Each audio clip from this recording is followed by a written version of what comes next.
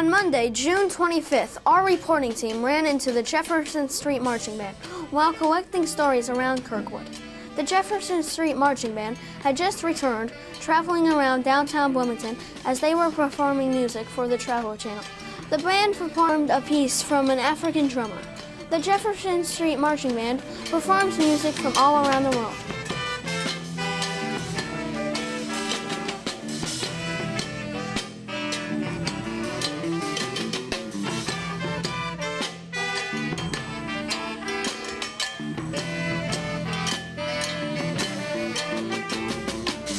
If anybody's ever interested, just about 3 weeks ago, I started a student marching band. 1 block from here, there's a music shop called Rewind's Bloomington. It's on 6th Street, right up the alley there. And we rehearse on Monday nights at 6:30.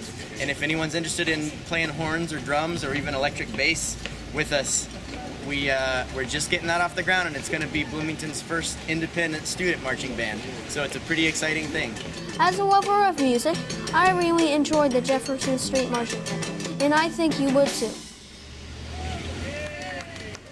During the vibrant period on Kirkwood Avenue, Olivia, Mohina, and I spotted an amazing sight. A little cube of freshly painted flowers was resting on the sidewalk, and a bumblebee was intently searching for nectar.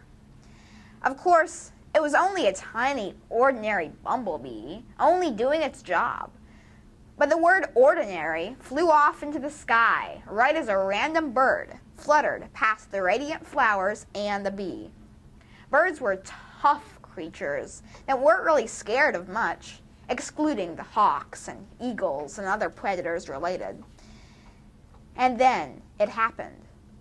The bee elevated from the petal and accidentally bumped into the bird's left wing. The bird, oftentimes alert, was absent-minded at that time and thought there was some ominous predator nearby. So it fluttered off into the dense streets of the city, never to be seen again.